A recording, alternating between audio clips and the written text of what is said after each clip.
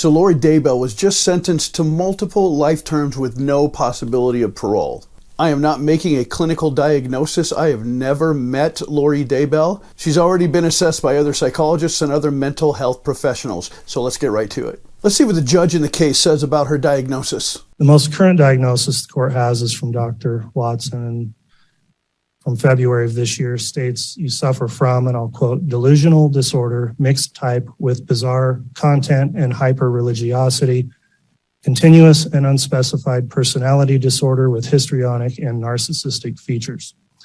Delusional disorder goes hand in hand with many of these other types of symptoms, and it's clearly something that she suffers with. We've seen this in many of her statements. The judge said that she suffered from some histrionic and narcissistic features. Let me show you a little bit about what that looks like. According to the National Library of Medicine, now histrionic personality disorder, you can also find this in the DSM-5 that I use for most of these types of things, but as you can see here, the basic tenets that help you with the evaluation are as follows. The first one, if you look at, it's uncomfortable when they're not the center of attention. That's clearly her. Seductive or provocative behavior, shifting and shallow emotions, uses appearance to draw attention, impressionistic and vague speech, dramatic or exaggerated emotions, suggestible or easily influenced by others, and considers relationships more important than they are. I've known many people that have had this type of a diagnosis, and you may run into these folks as well, and they love to be the center of attention. Sometimes they do dress provocatively. They'll dress in such a way that they're the center of attention, and when they're not the center of attention, they get upset. They can show signs of even depression or just being plain in a bad mood. These people also generally have a flair for the dramatic. They will usually in conversation make things more than they are. If you tell them something like, honey, I've actually just been put on temporary layoff for a week while a new contract is put in place. Here's what she hears. She will hear, oh my gosh, we're going to lose the house. The kids are going to have to go to an orphanage. We're going to lose everything that we own. We're going to starve to death by tomorrow, and everything is the worst that it could possibly be. Now, that's a little bit of an exaggeration, but it gives you an idea of the type of things that this personality can bring out. Now, the other piece of that was the narcissistic features. And again, according to the National Library of Medicine for narcissistic personality disorder, also found in the DSM-5, has grandiose sense of self-importance. They exaggerate their own achievements. They want to be recognized as superior. That's her big thing. Is preoccupied with fantasies of success, power, brilliance, beauty, or even perfect love. Believe that they are special and can only be understood or should only associate with other special people. Requires excessive admiration. This is clear with her. Has a sense of entitlement, such as unreasonable expectation of favorable treatment or compliance with his or her expectations, is exploitative and takes advantage of others to achieve their own ends, lacks empathy and is unwilling to identify the needs of others. That's huge with this woman. Is often envious of others or believes that others are envious of them, and shows arrogant, haughty behaviors and attitudes. That's one of the hallmarks of this woman's behavior. But let's continue. Thank you. Please be seated. All right, watch this. Take a look at how she starts to talk to her attorneys. Now, I'll run this back again, but I want you to notice the first thing she does is talk. The reason why this is important to notice is that she is displaying her arrogance, and she's displaying the sense that she will not be told what to do. If you've ever been to court, you know that everyone stands and is quiet when the judge walks in. When the judge sits down and asks everybody to be seated, you don't speak. It's a sign of respect, and you can be thrown out by the bailiffs if you're talking. And the first thing that she does is she violates that to show that she's not going to be told what to do, and she'll do exactly what she wants to do. So watch this again. Thank you. Please be seated. Notice the first thing she does here, she turns her head, talks to her attorney. That's unacceptable behavior in a courtroom. And she continues. Watch her body language here when she shoves herself back to make herself distant from the names being used when they talk about Chad's new marriage, talking about her, and then of course invoking the name of the woman that was murdered that she took the place of, and her name is Tammy. Watch her body language as she shoves herself back to distance herself from that word and those names. We were barely into our recovery process when we learned of Chad's new marriage exactly 2 weeks after losing Tammy. Now in this next clip, I want you to keep your eye on her feet. Her feet are planted on the ground until she gets her opportunity to speak. And when she goes to speak, I want you to notice that she crosses her ankles. She doesn't cross her legs at the knee where she has been, showing that she's bored with everything that's going on and she's above it. Instead, this time she actually crosses her ankles. There's a very important reason I want you to see this. So watch this and I'll explain what it means.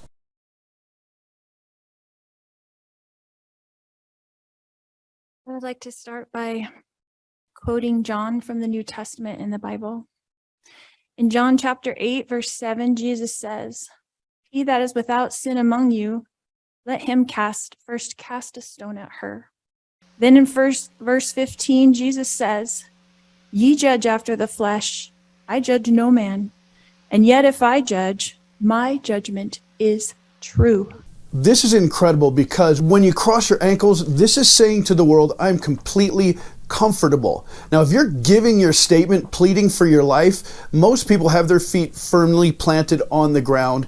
They are completely in control of their body position and they are on edge because they know that they're pleading for their life. She's not doing that. She now has everybody in the world, as far as she's concerned, watching her and paying attention. So the first thing that she does is she takes her feet and she crosses her ankles. Again, this says, I am completely at ease and I feel 100% secure. In addition to that, she starts to quote the Bible from the book of John. This is what we call taking holy ground. And what that means in a psychological setting, when someone starts to quote scripture or speak of God or speak of praying or anything like this, what they're doing is they're taking the highest moral ground that a human being can take. What this means is she is saying, I am telling you and appealing to you from the highest possible authority. Therefore, everything that I say must be believed because there is no higher authority. That's called taking holy ground. And then the last thing that you'll see is that as her ankles are crossed, she begins to lift and raise her toes like a child would when they're waiting their turn for a piece of candy. It shows complete disrespect. It also shows complete comfort. There is no fear and no concern in her brain at all for what's happening. As far as she's concerned, she's on the stage and everyone is paying attention and she couldn't be more comfortable. One last thing about crossing the ankles, I want you to understand, if you've ever walked into an elevator, if you are leaned up against like the back rail and you've got your ankles crossed in an elevator and the door opens and someone walks in that you're a little bit concerned about, you immediately uncross your ankles and make sure that you are stable so that if anything happens, you can either fight or you can run. It's that fight or flight or freeze reaction that your brain goes into. But the first thing that it does is it tells your feet, get uncrossed. There may be trouble. And you notice here, when she crosses her feet, it's because she is completely relaxed and she feels there is no pressure and there's no trouble anywhere. Because of this experience, I have access to heaven and the spirit world. Since then, I have had many communications from people now living in heaven, including my children, Tylee Ashlyn and Joshua Jackson.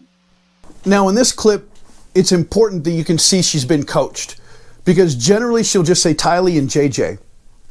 But here she says their full names. Tylee Ashlyn and Joshua Jackson.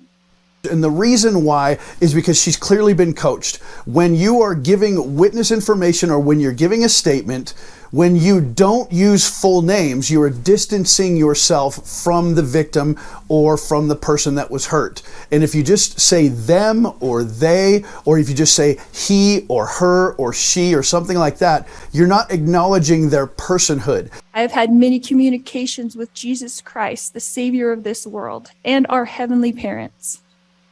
I've had many angelic visitors have come and communicated with me and even manifested themselves to me. Because of these communications, I know for a fact that my children are happy and busy in the spirit world. This clip is disturbing because she is again taking holy ground, but this time you can see the delusional part taking over as she begins to talk about manifestations and visitations that most people generally don't experience, and she's talking about them as though it sets her apart and above everyone else. And then she uses that to say that she has secret knowledge that her children are completely happy. If you follow the rest of this, which we don't have time for, she unpacks over and over how happy they are, how busy they are, how grateful they are to be in heaven. And what this means in her mind is she's trying to convey to everyone else, including the jury, that this is a good thing that's happened to them. They've been removed from all their sufferings and sorrows of the world. And this is a great thing and a great place for them. So isn't this wonderful what's happened? Now, in the following clip, I want you to pay attention. She'll now speak of the woman that she had killed to marry the husband, and she will say her full name and call her her friend. Again, this is coaching from someone who clearly knows what they're doing to try to show that there's some kind of a friendship, and she would never murder or kill or in any way hurt a friend. That's the psychological game that's being played here. Because of my communications with my friend Tammy Daybell, I know that she is also very happy and extremely busy. Now you notice in this next clip, she's going to put forth what we would call a phony cry. She's going to squeeze her voice box and she's going to elevate her voice, and she will start to sound like she's really upset and crying. It's very simple to tell that it's phony because it goes away very quickly. True emotion doesn't go away. If you've ever seen someone who's truly honestly upset and crying, they don't just cry and then all of a sudden, in a matter of 5 or 6 seconds, stop crying. They may stop making the sounds, but their eyes will still leak, their nose will still be running, they will sniff, they will snort, and they will still have a closed larynx for up to another minute or 2, sometimes 3. But this, in a matter of 5 or 6 seconds, goes from her faking the cry in the voice to then stating with arrogance facts, all within 5 seconds. That's one way to tell this is absolutely a show. I sat there while she cried and I held back her hair while she threw up. And I am the only person on this earth who knows how much Tylee suffered in her life. She had pain every single day. She never felt good. Now in this next piece, you're going to see some of the narcissism take over, where she's going to convince you that heaven is a wonderful place and she did not want to go back, but she had to be talked into going back. And then ultimately at the end of this little clip, she will say that she decided to go back. She wasn't sent back by Jesus. She wasn't coaxed to go back. She made the decision on her own. That's the narcissism sneaking out of her. Watch this. I was a young mother, and you would think I wouldn't want to leave my children, but as I stood in heaven, I did not want to go back. I thought they would be fine without me because I was peaceful and I was happy and I was home. But then I was told by Jesus that I needed to go back and complete things that I had covenanted or promised to do before I was born. This caused me a lot of distress because I knew heaven was my real home and I only wanted to be there. I was free from pain, emotional and physical. But then I was shown how I would help my children and others in the future. So ultimately, I did agree to go back to my body.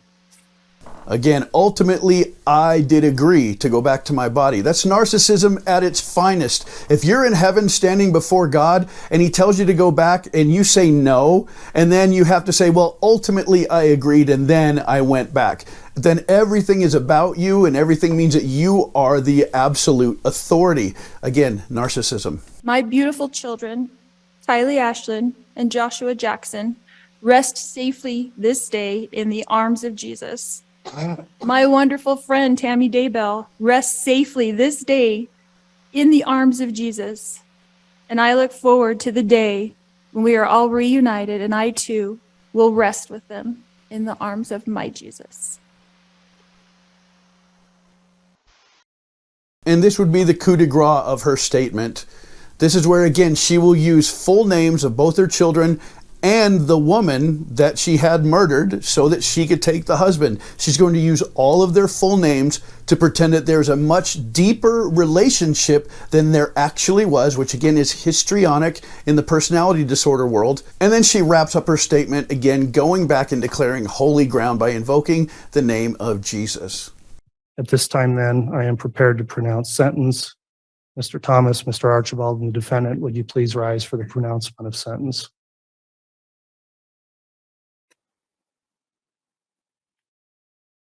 Now, I don't know if you caught this or not, but I'm going to play that again because I want you to see the arrogance in her face. She does this multiple times during the witness statement portions, and she did it a lot during her own statement, but I didn't point it out because it happened so many times, so I wanted to point it out here. When she stands up to receive what the judge has to say for sentencing, after she stands up, the first thing she does is she swings her hair back.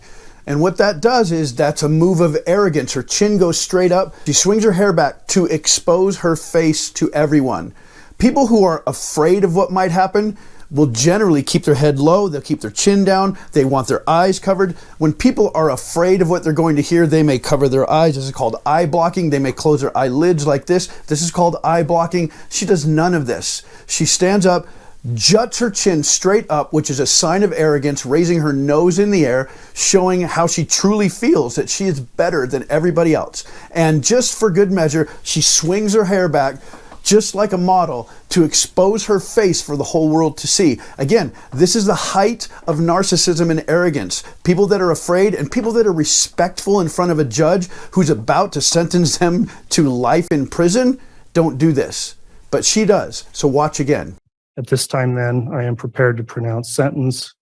Mr. Thomas, Mr. Archibald, and the defendant, would you please rise for the pronouncement of sentence?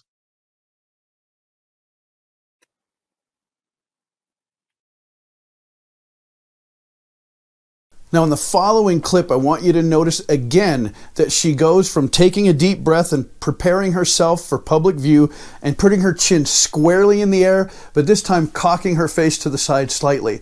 Again, this is dismissing the judge of his rule and his authority. That's why she turns her face to the side and her chin is up in the air. This is what someone does who is supremely arrogant and dismisses you as an authority figure.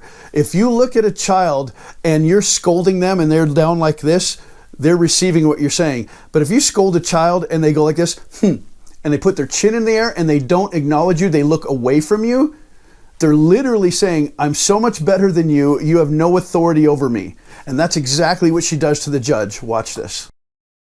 Court will next consider whether sentences should be imposed consecutively or concurrently. I would recommend that everyone listen to the judge's statement during sentencing. There is so much truth and power that is spoken here. I believe it would be important for everyone to hear. So I would definitely recommend that you look it up on YouTube, check it out, listen to what the judge is saying. It makes very good, poignant sense. Thank you, ladies and gentlemen. That'll conclude our sentencing hearing. So there you go, folks. This is like a small case study in arrogance, in delusion, in narcissism, and in histrionic personality disorder, all wrapped up into one. There is so much more that I could have gone into, but that would take forever. But I want you to be aware that there are people like this, and we have to be very careful who we're dealing with.